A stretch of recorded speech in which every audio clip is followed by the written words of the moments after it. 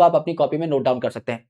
सबसे पहले जब भी आपका टेस्ट हो, let's say you have completed your test in 3 hours, 3 घंटे में आपने अपना टेस्ट दिया और ईमानदारी से दिया, ऑनेस्टी से दिया, यानी आपको एग्जैक्टली पता है कि आपके कितने क्वेश्चन ठीक है, कितने क्वेश्चन गलत है, you know everything, you still have to spend at least 1.5 hour to 2 hours. कोई जल्दी भी कर सकता है, कोई लेट भी कर सकता है, ये स्टैंडर्ड टाइम नहीं बता रहा मैं। इतना टाइम आपको देना चाहिए अपने पेपर को। किस चीज के लिए? उस पेपर को घूरने के लिए। उस पेपर को घूरो भाई, उस पेपर को ताको झाको। क्यों? क्योंकि जब आप पेपर को घूरोगे ना, जब आप पेपर के साथ वक्त बिताओगे, पेपर आपसे कुछ बातें कहेगा। जब भी कोई आपका गहरा मित्र बनता है ना, जब भी कोई आपका घनिष्ठ मित्र बनता है, वो आपको राज बताने लगता है। जब पहली बार में आप किसी से मिलोगे तो कोई आपको राज नहीं बताएगा। Similarly when you talk with paper without even talking, when you just ponder on paper कि इस पेपर में था क्या, तो आपको 180 सवाल का जो पेपर है ये एक्चुअल में क्या देकर के जाएगा? 720 सवाल देकर के जाएगा। क्योंकि हर क्वेश्चन में 4 ऑप्शन होते हैं। आपको यह भी पता होना चाहिए कि कोई ऑप्शन आंसर क्यों है, आपको यह भी पता होना चाहिए कि बाकी तीनों ऑप्शन आंसर क्यों नहीं है, and that will itself become a new question.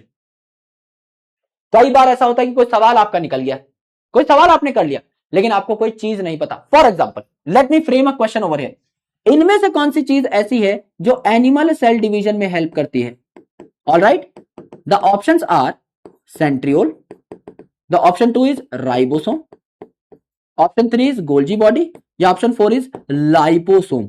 तो अब आप बोलोगे सर ये तो बहुत बेसिक सवाल है, एनिमल सेल डिवीजन में कौन हेल्प करता है? सेंट्रियोल हेल्प करता है। सर मेरे 4 नंबर कंफर्म हो गए, उत्तर आ गया ए, 4 मार्क मुझे मिल गए, बहुत अच्छी बात है, बहुत अच्छी बात है। लेकिन अगली बार जब मैं एक क्वेश्चन घुमाकर पूछूंगा ना इससे संबंधित, तब तुम्हारी बैंड बजेगी, तब तुम्हारी पैंट फटेगी। क्यों? क्योंकि ये मिस कर दिया। हर क्वेश्चन को जब डीपली पढ़ोगे ना, हर सवाल से कोई नया सवाल बन के उठ के आपके सामने आ रहा होता है, उसको नहीं छोड़ना है। जैसे PYQ है, एक ट्रेंड है नीट का, मैं एक अलग से इस पे वीडियो भी बना दूंगा, आपके बैच में ही डालूंगा, एक दिन मैं बैठ के डिस्कस करूंगा आपके साथ।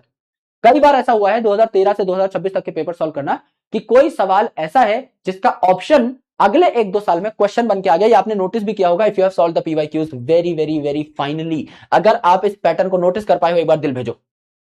अगर आपने अच्छे तरीके से अभी तक सॉल्व किया है इस तरीके से पेपर्स को एकदम सीरियल सीक्वेंस में, तो आपको पता लगा होगा कि यार ये सवाल मैंने 2015 में ना एक ऑप्शन देखा था, उस ऑप्शन से उठकर के सवाल आ गया।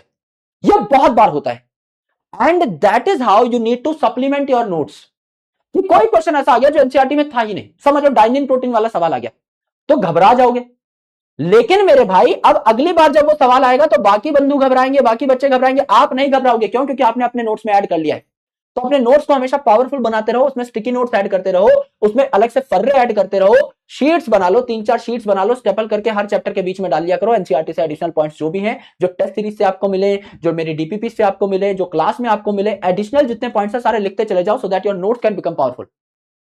This is the real meaning of test analysis. इसके साथ बैठो भाई, सारे ऑप्शंस देखो and understand the pattern. The most important thing that I can tell you today as a mentor, as a guide, as a teacher, as a brother, the most important thing that I can tell you of is the pattern recognition. दुनिया में हर चीज pattern पे काम करती है। आपका best friend है, कहां कबाड़ा करेगा जीवन में एग्जैक्टली पता है मुझे। मेरे बेस्ट फ्रेंड का मुझे पता है। मुझे पता है कि एक चीज देख के उसका रिएक्शन कैसा निकलेगा। मुझे पता है कि समोसा देख के थूक यहां से बाहर निकल आएगा भाई का। छोटी छोटी चीजें मैं अपनी दोस्त की नोटिस कर लेता हूं, छोटी छोटी चीजें अपने परिवार के मेंबर्स के नोटिस कर लेते हैं हम, कि किस कंडीशन में किसका रिएक्शन क्या होगा। सिमिलरली आपका किसी पेपर में किसी सवाल को देख के रिएक्शन क्या होगा, गलती करने की प्रोबेबिलिटी और गलती करने का पैटर्न क्या होगा, ये आप रिकॉग्नाइज कर सकते हैं। And this is the most important thing that you can feed in your brain. गलती कहां हो रही है ये पकड़ना है। गलतियां सिर्फ 5, 6, 7, 8 नए नए तरीके से हो सकती हैं। सर मुझे OMR भरनी नहीं आती, मेरा बबल फिलिंग गलत होता है। सर मुझे टाइम मैनेजमेंट नहीं आती। सर कोई बाहर का क्वेश्चन आ गया जो देख करके मैं नहीं कर पाया। सर मेरा कैलकुलेशन एरर हो जाता है। सर मेरी कैलकुलेशन स्पीड कम है। सर मैं प्रैक्टिस नहीं करके गया था। सर मेरा रिविजन नहीं हुआ था। सर मैं सिली मिस्टेक कर गया। यही तो है, इसके अलावा कोई और थोड़ी। गुरुजी इन्विजिलेटर ने मेरा पेपर ही फाड़ के हवाई जहाज बना दी, ऐसा ये कोई गलती थोड़ी होती है। ये कोई गलती हुई है किसी की आज तक कि गुरुजी लस्सी गिर गई जीरे वाली मेरे इस पे पेपर पे? अरे ये कौन कर रहा है घर पे बैठ के? तुम्हें कौन लस्सी पिला रहा है एग्जामिनेशन हॉल में? ये गलतियां थोड़ी होंगी। गलतियां तो वो होंगी जो अपने मस्तिष्क से हुई हैं, अपने ब्रेन से हुई हैं। गलतियां तो वही हैं। OMR नहीं आएगा CBT में, वैसे बता रहा हूं। अभी तो OMR बेस दे रहे होगे या घर पे कर रहे होगे, मैं जस्ट वैसे बता रहा हूं कि सर मुझसे 10 प्रकार की गलतियां हो सकती हैं। क्यों ना मैं इन 10 की 10 प्रकार की गलतियों का पैटर्न बना लूं।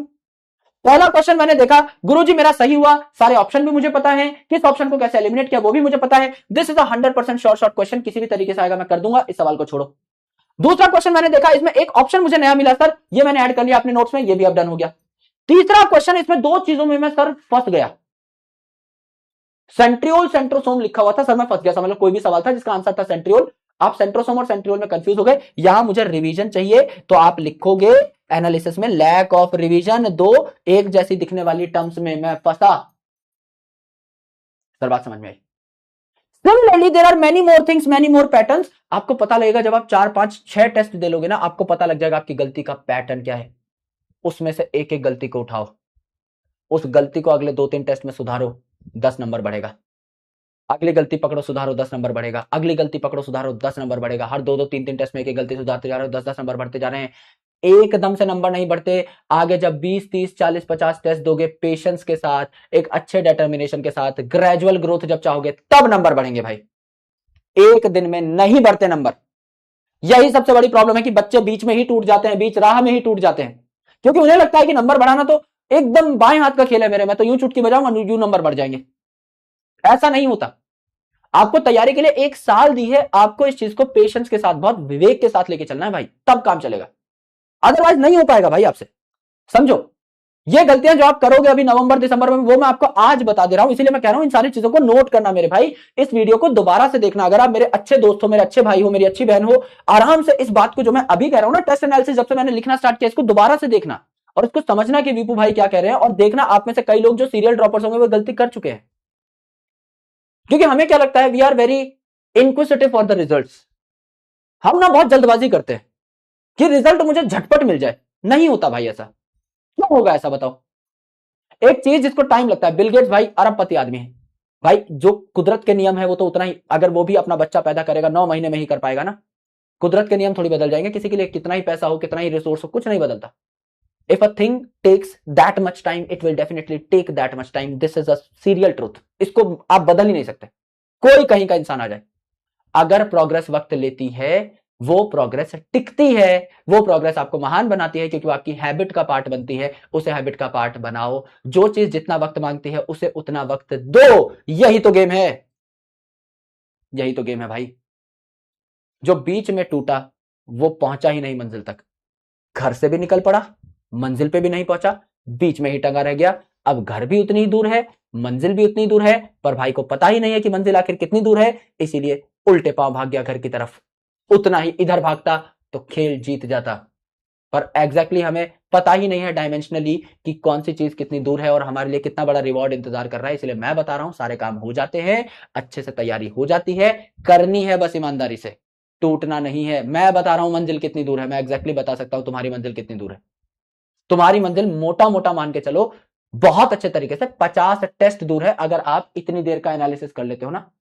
50 टेस्ट में अगर आप आज 550 पे बैठे हो, अगर आप 680 690 नहीं मार रहे हुए, अगर ये मैंने जो बताया करने के बाद, तो भाई आके मेरा सर फाड़ देना तुम डंडे से, और बताओ। क्योंकि यही होता है, इसके अलावा कोई तरीका थोड़ी है। अच्छे से पढ़ रहे हो, अच्छे से रिवीजन कर रहे हो, सारे डीपीपी सॉल्व है, सारे ऑब्जेक्टिव सॉल्व है, सारे पीवाईक्यू सॉल्व है, टेस्ट एनालिसिस अच्छे से, इसके अलावा कोई रॉकेट साइंस थोड़ी है। बाकी बच्चे क्या कर रहे हैं, ऑल इंडिया फर्स्ट रैंकर क्या कर रहा है, तुम्हें क्या लगता है क्या कर रहा है, कुछ अलग कर दे रहा है क्या इससे। हम तो बहुत अच्छे अच्छे बच्चों को मेंटोर करके बैठे, ऑल इंडिया 9th रैंकर को मेंटोर करके बैठे। तो वो बच्चा भी तो यही करता था ना, उसको भी तो मैं यही बताता था जो तुम्हें बता रहा हूं। कोई अलग घुट्टी थोड़ी पिलाई थी उसको भाई, ऐसे कूट काट के एकदम घर पे ही देसी चूरमा थोड़ी खिला दिया था बैठा करके कि हाँ ये चमत्कारी जड़ी बूटी है भैया, ये ले लो, इससे तो कुछ खतरनाक ही गेम हो जाएगा रात तक। ऐसा थोड़ी होता है, होना यही है। अब देखो, आप इस बात को कब मानोगे मुझे नहीं पता। आप में से कई लोग अभी जग जाएंगे आज कि हाँ भैया कह रहे हैं, क्रेडिबिलिटी के साथ कह रहे हैं, क्योंकि मैंने खुद ने इतने पेपर दिए हैं। पेपर का एक पैटर्न होता है, उसे क्रैक करने का एक तरीका होता है, नीट का तरीका मैं आपको बता दे रहा हूं, इससे बाहर कुछ नहीं आता, इसमें क्रैक कर ले जाओगे, बहुत ईमानदारी से बता रहा हूं। और आपको पता भी है सारी चीजें, आपको भी पता है। किसी से भी पूछोगे ना, मैं कह रहा हूं कि मैं घर से बाहर निकला, मैं जस्ट नॉर्मल आम खरीदने जा रहा हूं, एक रेडी के ऊपर, ठेले के ऊपर आम खरीदने जा रहा हूं। मैं आम वाले भैया के पास जाके बोलता हूं कि माइक लगा के उनके मुंह पे कि बताइए भैया सफलता के 3 नियम, कि सफल इंसान को क्या करना चाहिए। तो बोलेंगे मेहनत करनी चाहिए, डेडिकेशन, परसिस्टेंसी, कंसिस्टेंस, बहुत अच्छी अच्छी बातें बताएंगे, सबको ही पता है। द गेम इज कि सबको ही पता है, but the main thing is execution. करेगा कौन? पता तो तुम्हें भी है कि मेहनत से सफल बनते हैं, कर ले रहे हो बढ़िया, अपनी जान लगा दे रहे हो 100%। कितना लोग दे रहे हैं अपने दिन का, बताओ? कौन लोग कॉन्फिडेंटली कह सकते हैं कि मैं साला अपने दिन का 100% दे रहा हूं अभी, बताओ कौन हो तुम? कर ले रहे हो 100%, संतुष्ट हो अपनी लाइफ में? रात को पसर के नींद आती है बढ़िया एकदम कि आज मैंने कुछ भी टाइम वेस्ट नहीं किया, आज आई गिवन माई 100% शॉट, आती है नींद? अगर ऐसा है तो बता दो भाई। कभी कभी तो कतराते हैं ना हम लोग, नहीं होते ना संतुष्ट, अंदर मन काटता है खुद को। जब रात को सोने जाते हैं, आत्म मूल्यांकन करते हैं चीजों का, जब पैर लंबे करके सोते हैं तो दिमाग में चलती है ना चीजें गहरी नींद आने से पहले, तब तो इंसान खुद से सच बोलता है ना कि आज 100% दिया या नहीं, आज कामचोरी मक्कारी करी या नहीं। तब तो इंसान बैठ के खुद से ही बातें करता है ना। बाहर वालों को तो बेवकूफ बना सकते हैं हम लोग, खुद को कैसे बनाओगे? खुद को तो पता ही है कि खुद ही नहीं ले। This is the game, execution, proper execution. जो सोचा वो कर दिया शाम तक, ये है बात। और ये नहीं बहुत ज्यादा करना है, जितना सोचा उतना करना है। आज रोटेशन पढ़ना है किसी भी हालत में, हलक सूख जाए भाई, आज रोटेशन खत्म होगा, रात को 3 बजे हो जाए। कल का टारगेट मैं छोटा बना लूंगा, कल सिर्फ ग्रेविटेशन पढ़ लूंगा, कल सिर्फ लिविंग वर्ल्ड पढ़ लूंगा। आज रोटेशन सोचा तो anyhow I need to complete my target. There is no time table, there is to do list, there is no time table. 10 घंटे पढ़ूंगा, 11 घंटे पढ़ूंगा, पावर कट हो गई, बैंड बज गई, घर पे मामा आ गए, बैंड बज गई, है ना, खुद को बुखार चढ़ गया, बैंड बज गई। To do list. आज सुबह मैं ऐसा महसूस कर रहा हूं, आज मेरे ये टारगेट्स हैं, मुझे लगता है आज मैं 10 घंटा पढ़ जाऊंगा, 10 घंटे पढ़ जाऊं, 10 से ज्यादा पढ़ जाओ, 10:30 पढ़ जाओ, लेकिन 10 डेफिनेटली पढ़ो। That is a real game, इसको खेलना है भाई। ये होता है, टाइम टेबल होता ही नहीं कुछ, टाइम टेबल बना ही है फाड़ने के लिए। टाइम टेबल आज बनता है कल फटता है दीवार पे से, या उसके ऊपर दूसरा चिपकता है 4 दिन बाद। टाइम टेबल की फितरत ही है कि वो बनेगा मिटेगा, बनेगा मिटेगा, फटेगा, डस्टबिन में जाएगा, गोते लगाएगा, अपने जान की भीख मांगेगा कि साहब मुझे फॉलो कर लीजिए, पर तुम नहीं कर पाओगे। 5 PM वेकअप, यस, 7:30 बजे उठे हैं, चाय का इतना बड़ा मग्गा मारा, तब जाकर के एक डिपर खुला, उसके बाद 4 रोटी लपेटी, राजा वाली मेंटेलिटी दिखाई, तब दूसरी आंख खुली। 9:30 बजे नहाए, 11 बजे काम पे बैठे, जब दुनिया काम से लौट रही थी। ऐसे नहीं होता दोस्त। तुम चाहे अपना टाइम टेबल 11 बजे ही शुरू करो, लेकिन ईमानदारी से तो करो, टू डू लिस्ट तो बनाओ। 5 PM वेकअप, ऐसे नहीं करना चाहिए। प्रॉपर एनालिसिस, अलग ही लेवल का एनालिसिस करना है, राइट?